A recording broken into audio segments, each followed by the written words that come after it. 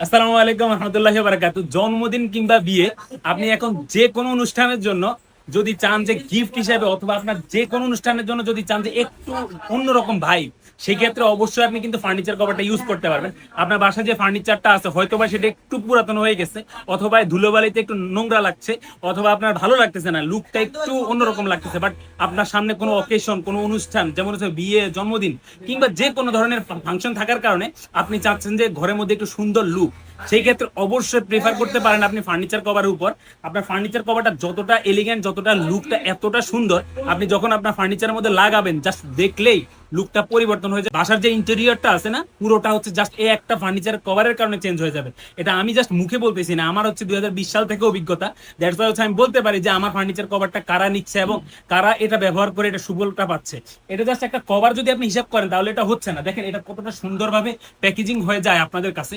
এত সুন্দর একটা প্যাকেজিং আপনি চাইলে আপনার ফ্যামিলিকে এখনই কিছু গিফট করতে পারেন।